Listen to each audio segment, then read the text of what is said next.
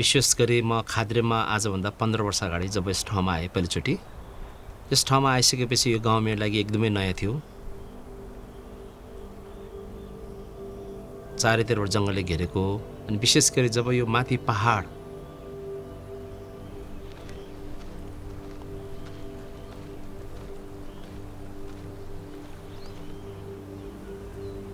जब मैले डाँडालाई देखेँ, डाँडाको त्यो दुईटा रुखहरू देख्दा मेरो हृदयमा एकदमै एक प्रकारको प्रश्न उब्ज्यो। यो दुईटा रुखको पछाडि, डाँडा पछाडि के छ भन्ने कुराहरू एकदमै जिज्ञासा जाग्यो।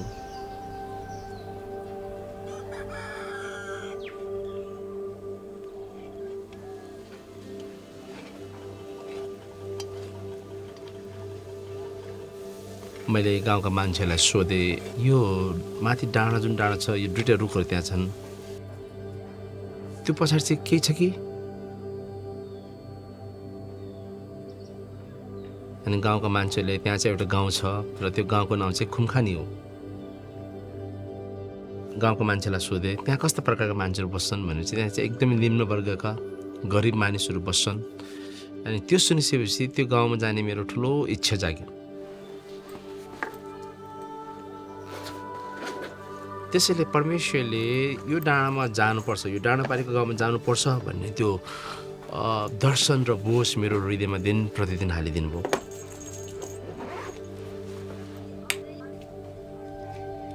असार साउनको महिनामा बर्खाको झरी थियो। मसँग 2-3 जना गाउँका साथीहरू पनि थिए र हामीले परमेश्वरको प्रेमको बारेमा एकअर्कासँग बाँड्दै र बिचमा हामीले बिसाउने ठाउँहरूमा हामीले भजनहरू गाउँदै पनि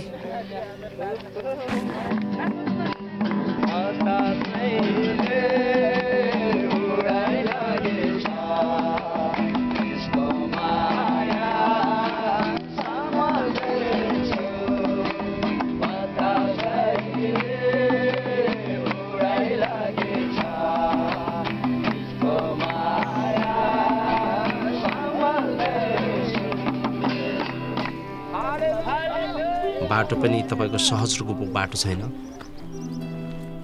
विशेष गरी त्यहाँनिर चाहिँ विभिन्न झारहरू, जङ्गली रुखहरू, काँडाको रुखहरू छ।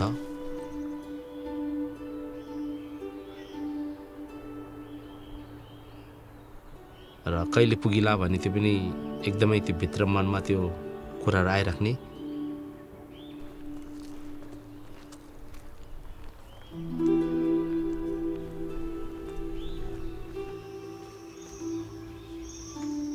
र हामी दुवैजना लगभग 3 घण्टाको यात्रामा हामी खुमखानी गाउँमा पुग्यौँ।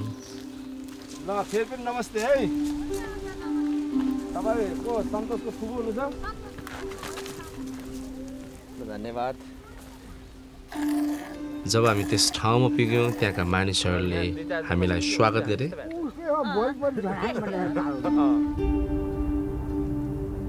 खुमखानी गाउँका मानिसहरूको आवश्यकताहरू, उनीहरूको दैनिक आवश्यकताहरू पनि एकदमै धेरै उनीहरूलाई चुनौतीपूर्ण छ।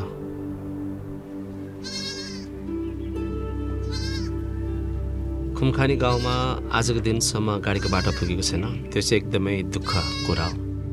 त्यहाँका मान्छेहरूको लागि आफ्नो आवश्यकताहरू, दैनिक दिनको आवश्यकताको लागि उनीहरू चाहिँ लामो यात्रा तय गर्नुपर्छ।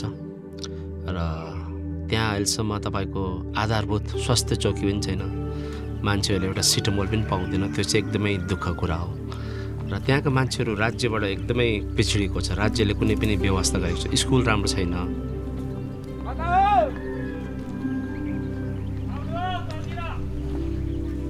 र बिस्तारै त्यहाँका मान्छेसँग मैले सम्बन्धहरू स्थापना गर्न थालेँ। मलाई अझै पनि याद छ ती दिनहरूमा हामीले खानाहरू पकाएर यहाँदेखि माथि डाँडामा खाना लिएर जान्थ्यौँ र उनीहरूको घरमा हामी बास माग्थ्यौँ र उनीहरूको खाना र हाम्रो खाना साटेर हामी खान्थ्यौँ। यसरी हामीले हाम्रो सम्बन्धहरूलाई हामीले सुरु गऱ्यौँ। त्यस्तै थियो। तपाईँले 5000 तिर्नु नि ए तलबाट आइकन बुद्धि बाबुले 5000 मलाई सहयोग दिनु। विशेष गरी उमा चाहिँ खुमखानी गाउँमै बसिन्। उनी लगभग 20 वर्षको उमेर हुँदा उनी चाहिँ आगोमा परिन्, कारण उनलाई मृगी रोग थियो। अहिले हामी उमाको घरमा छौँ यहाँनिर र आगोमा परेर उनको दाहिने खुट्टा र देब्रे खुट्टाको घुँडा एकदमै नराम्रोसँग जल्यो 6 महिनादेखि उनी चाहिँ एकचोटि मिर्गी लाग्यो र त्यसपछि उनका आमा बुवाहरूसँग उनलाई तल ल्याएर हस्पिटल ल्याएर उपचार गर्ने पैसा थिएन हिजो पनि भर्खर लगभग 6 महिनासम्म त्यो केटीले एकदमै दुःख पाएको रहेछ एकदमै अनि त्यो देख्दा मेरो हृदयमा एकदमै उनीप्रति त्यो दया भर्यो र परमेश्वरको आत्माले त्यो बेला मलाई भन्नुभयो तैँले चाहिँ यो नानीलाई तल हस्पिटल लग्नु पर्छ त्यसपछि मैले अनि मेरो टिमले हामीले डोकोमा उमालाई हालेर त्यसपछि हामी पाल्पा हस्पिटल गयौँ जहाँनिर उमाको अपरेसन भयो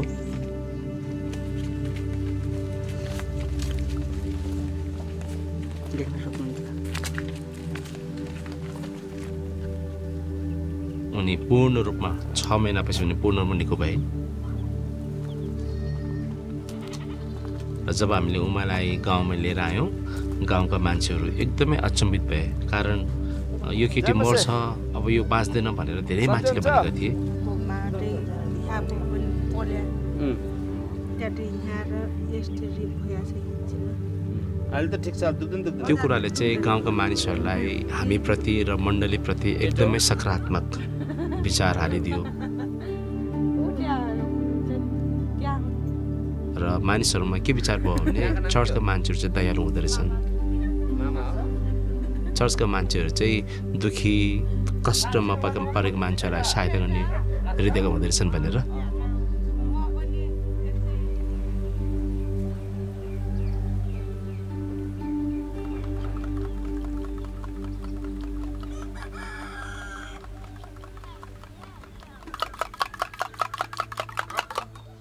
मलाई वचनको खण्ड अझ पनि याद छ योना 3 छोरा किनभने परमेश्वरले संसारलाई यस्तो प्रेम गर्नुभयो कि उहाँले आफ्नो एकमात्र पुत्र दिनुभयो ताकि उहाँमाथि विश्वास गर्ने कोही पनि नाच्नुहोस् तर त्यसले अनन्त जीवन पाओस्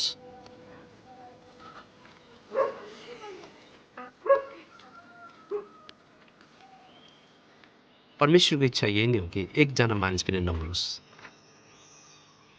र खुमखानीको एकजना आत्मा पनि परमेश्वरको राज्यमा बडो महत्त्वपूर्ण छ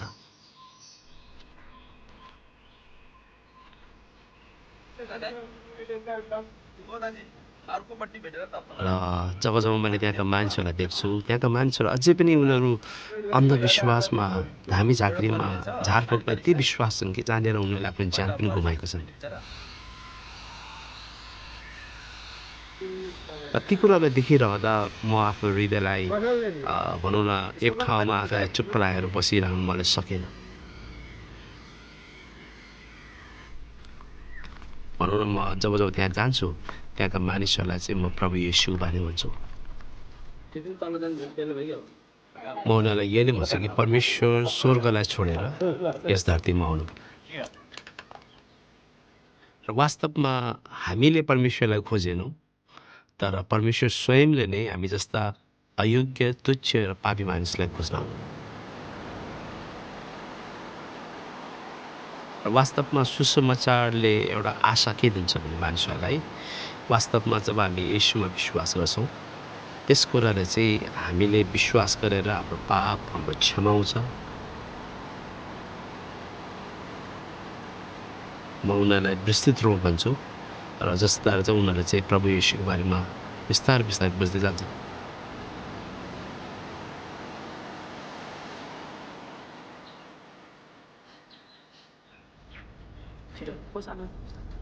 जब म पहाडमा गएँ त्यहाँनिर केही धेरै बालबालिकाहरू मैले भेटाएँ जो चाहिँ आमा बुवाविहीन आमा बुवा हुँदा हुँदा पनि उनीहरू टोरा भएका बालबालिकाहरूलाई मैले भेटाएँ तिमी के गर्दैछौ येशूको प्रेम म गाउँदछु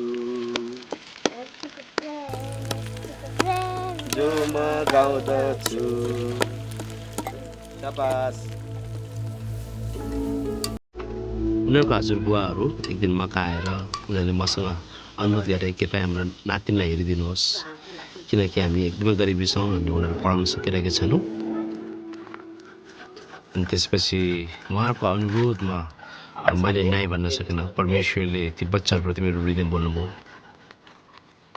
र अहिले हामीले 6 जना बालबालिकाहरूलाई 2 जना नानीहरू र 4 जना बाबुहरू छन्।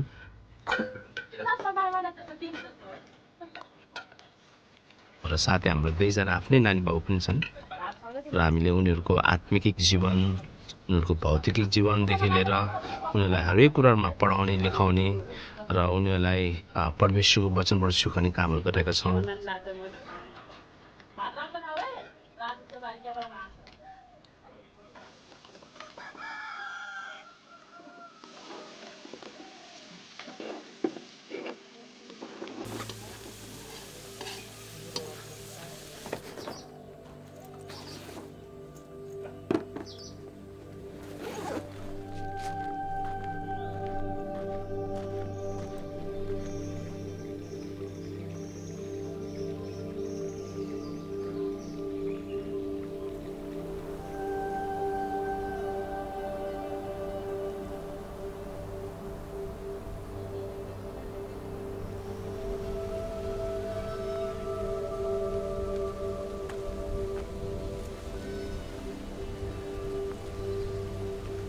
ल बजेपछि है ल बसौँ।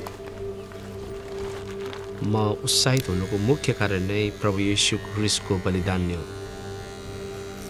अनि उहाँको त्यो बलिदानले गर्दा म जस्तो पापी र अधर्मी बचाइएको छु।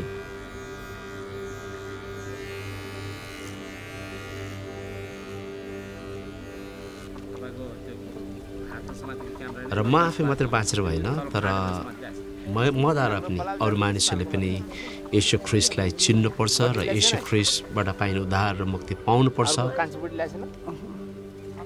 आफै खतम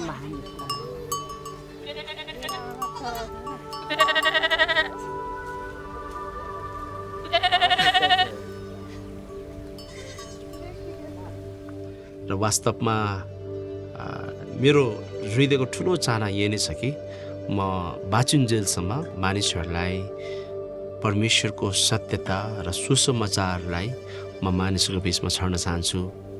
परमेश्वर पिता, हामी तपाईँको चरणमा आउँदछौँ र विशेष र मानिसहरूले यही नै म चाहन्छु कि हरेक मानिसहरूले प्रभु येशूलाई चिन्न सकुन् र प्रभु येशूमा साँचो शान्ति र आनन्द पाउन सकुन्।